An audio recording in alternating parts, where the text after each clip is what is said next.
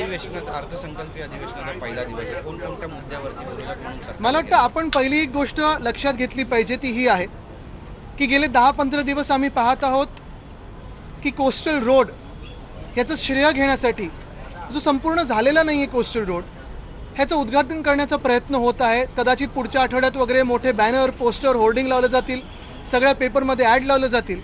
पण एक सत्य आहे, कोस्टल रोड असो किंवा MTHL असो, हे दोघांचं काम महाविकास आघाडी सरकारने केलेलं आणि कोस्टल रोड तर पूर्णपणे उद्धव बाळासाहेब ठाकरे ह्या एका व्यक्तीचं स्वप्न आणि स्वप्नपूर्ती आहे. ही ठाकरे गॅरंटी होती आणि आहे. पण त्याच बाजूला आपण पाहिलं असेल गोखले पुलाबद्दल आम्ही सतत हा विषय घेत आलेलो आहे. मला वाटतं लटकेताई देखील आपण सतत विषय घेत आलेले आहात. अनेकदा आपल्या समोर देखील हा विषय मांडलेला आहे. एक आठवडा हा गोखले पूल तयार होता आणि तयार झाल्यानंतर देखील घटनाबाह्य मुख्यमंत्र्यांना किंवा तिकडच्या काही ठराविक लोकल VIP ना वेळ नसल्यामुळे हे असंच्या असं पेंडिंग होतं.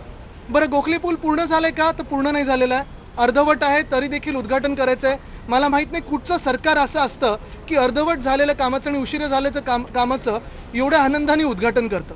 पण ते जरी असलं तरी आज आपण पहा ह्या परिस्थिती पुलाची अशी आहे की हा गोखले पूल अजूनही बर्फीवाला पुलाबरोबर लेवल मॅच नाही करत.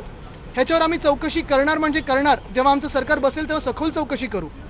मग दुसरी गोष्ट त्याच्यात अशी आहे की हा उशिरा झालेला पूल असला तरी अजूनही त्यांनी सांगितले की आता नुसतं लाईट मोटर व्हेकल्स चालतील, सगळ्या काही व्हेकल्स चालणार नाहीत. बरं, हे सगळं जरी झालं असेल, मागच्या आठवड्यात हा पूर्णपणे ब्रिज तयार झाल्यानंतर 2-3 दिवस मी थांबलो होतो. परवा मी ट्विट केल्यानंतर MC जे आहेत, प्रशासक जे आहेत, त्यांनी सांगितलं नाही अजून लोड टेस्टिंग बाकी आहे. मग तिकडचे स्थानिक आमदार आहेत, त्यांनी सांगितलं की अजून मॅस्टिकचंच काम बाकी आहे, म्हणजे पूल अजून पूर्णपणे झाला नाही आहे.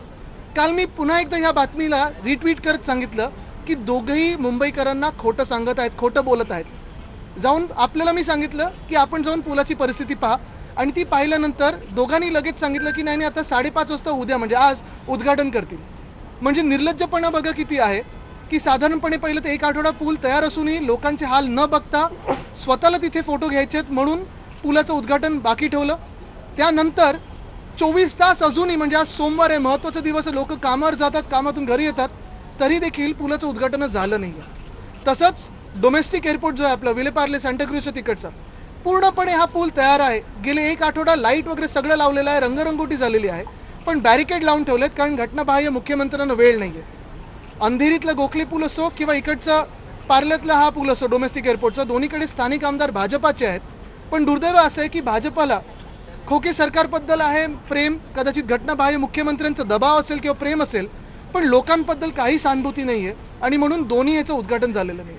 तसंच काल पुण्याकडे होतो मी, पुण्यात देखील पाहिलं रुबी हॉल क्लिनिक ते रामवाडी ही मेट्रो गेले 1.5 महिना CMRS वगैरे सगळं टेस्टिंग होऊन तयार आहे, पण उद्घाटनाला वेळ नाही आहे म्हणून पुणेकरांना त्या सेवेपासून दूर ठेवलेलं आहे. गेले 5 ते 6 महिने पुणे एअरपोर्टमध्ये टर्मिनल 2 नवीन जी इमारत आहे ही देखील पूर्णपणे तयार आहे, पण तिथे आश्वासन देऊनही, केंद्रीय मंत्र्यांनी आश्वासन देऊनही अजूनही त्याचं उद्घाटन झालेलं नाही. अनेक कामं ही अशीच्या अशी पडलेली आहेत. आपण पाहिलं असेल नवी मुंबई इथे जे नवीन आंतरराष्ट्रीय विमानतळ येत आहे, आम्ही मागणी केली होती, आम्ही प्रस्ताव पाठवला होता केंद्राकडे की श्री दिबा पाटील यांचं नाव द्या. अयोध्येतलं नाव दिलेलं आहे, गोव्यामधलं नाव दिलेलं आहे, पण महाराष्ट्रात आहे म्हणून नवी मुंबईत एका व्यक्तीचं नाव द्यायचं नाही, श्री दिबा पाटील यांचं नाव द्यायचं नाही, ह्या द्वेषाने भाजप सरकार हे काम करत आहे. तसंच आपण पाहिलं असेल साधारणपणे 4 वर्षापूर्वी छत्रपती संभाजीनगर येथे जे विमानतळ आहे तिथे छत्रपती संभाजी महाराज हे नाव आपण नामकरण ह्या असेंब्लीमध्ये केलं होतं आणि केंद्राकडे प्रस्ताव पाठवला होता. 4 वर्ष झाली. पुन्हा एकदा सांगतो, अयोध्येच्या विमानतळाला एका व्यक्तीवरनं नाव दिलेलं आहे. गोव्यातल्या जे मोपा एअरपोर्ट आहे तिथे मला वाटतं जे भाजपचे एकनिष्ठ कार्यकर्ते होते आणि तिकडचे मुख्यमंत्री होते मनोहर पर्रिकर साहेब, त्यांचं नाव दिलेलं आहे. पण महाराष्ट्रात छत्रपती संभाजी महाराजांचं नाव की श्री दिबा पाटलांचं नाव आपण देत होतो म्हणून त्या द्वेषापोटी केंद्र सरकारने महाराष्ट्रावर अन्याय करायचा म्हणून ही नावं 4 वर्ष आणि 2 वर्षात झाली मंजूर केलेली नाही. हा नक्की द्वेष महाराष्ट्रावर एवढा का आहे? तयार होऊन कामं का प्रलंबित तुम्ही उद्घाटन ठेवताय आणि जी कामं तुमची नाहीत त्याचं क्रेडिट घेण्याचा का प्रयत्न करताय? हा एक विषय तर झालाच, पण दुसरा महत्त्वाचा विषय आपल्या समोर आलाय की नाही मला माहिती नाही.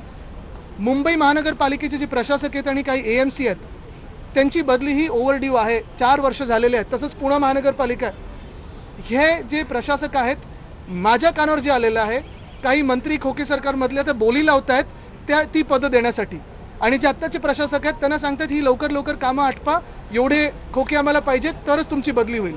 इलेक्शन कमिशनकडून सूचना आलेली आहे की यांची बदली ताबडतोब झाली पाहिजे, तरी देखील घटनाबाह्य सरकार हे काम का नाही करते, इलेक्शन कमिशनचं का अपमान करतंय मला माहित नाही. सर, गोखले ब्रिज विषय हिंदी ज्या मराठा आंदोलन सुरू आहे त्यामध्ये कुठेतरी उद्धव ठाकरे आणि शरद पवार यांनी दिलेल्या स्क्रिप्ट आहेत ते मनोज जरांगे पाटील वाचतात असं म्हटलं नाही. मला एक विचारायचं आहे की आपण पाहिलं असेल मागच्या अधिवेशनात जे आरक्षण दिलं, हे आरक्षण आपण देणार होतो हे सगळ्यांना माहिती होतं, तरी देखील मग पहिलं जो जालन्यात लाठीचार्ज झाला, जी डोकी फोडली गेली, ते त्याच्या मागचा जनरल डायर कोण, मुख्यमंत्री की दोन उपमुख्यमंत्री, हे अजून लोकांसमोर आलं नाही.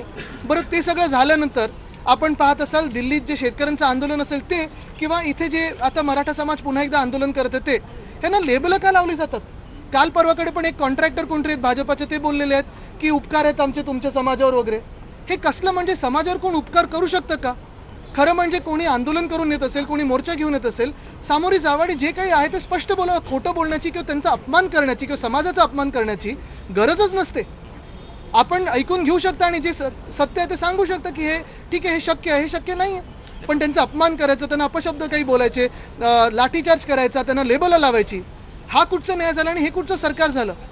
फडणवीस एका विशिष्ट समाजाचे म्हणून त्यांना टार्गेट केलं जाते. मला वाटतं आपला महाराष्ट्र आतापर्यंत आपण पाहत होतोय पुरोगामी महाराष्ट्र आहे, कधी असं कोणाला टार्गेट केलं जात नाही, मी ह्याच्यात जाणार नाही. पण मुख्य गोष्ट हीच आहे, पुन्हा पुन्हा मी सांगेन, पुन्हा सांगेन मी, की कुठच्याही समाजाचा अपमान करण्याची गरज नाहीये, कोणालाही अपशब्द किंवा लेबल लावण्याची गरज नाही. जसं आता शेतकऱ्यांना दिल्लीत जे चालत, परवाच भाजपातलं कोणतरी बोललं ते अर्बन नक्सल आहे, हे तसंच मला वाटतं थोड्या दिवसांनी आपण पाहिले प्रत्येक कोणी आंदोलन करत अशीच लेबल लावली जाते, गरज नाहीये. सहकारी ते बाहेर येऊन एका पाठोपाठ एक पत्रकार परिषद घेत आहे, तर आता मनोज जरांगे पाटील यांना फसवण्याचा ट्रॅप सुरू आहे असं वाटतंय? नाही, मी त्याच्यात जास्ती खोलावर जाणार नाही. मला वाटतं सरकारला त्याच्यावर काही बोलू दे. जरांगे पाटील ज्या पद्धतीने राहुल नार्वेकर गेले 2-3 दिवस जात आहेत, काय तुमचं म्हणणं आहे त्यावर? ते आरोप करतायत की मतदारसंघात साधी कामं सुद्धा झालेली नाही. मला वाटतं त्यांना सांगितलेलं लोकसभेसाठी तयारी करा, पण असो ते जरी असलं तरी चांगलं आहे. मी इतरांना पण सांगेन की प्लीज येऊन बघा, कारण पालकमंत्री तर प्रत्येक आठवड्यात गल्लीत फिरत असतात.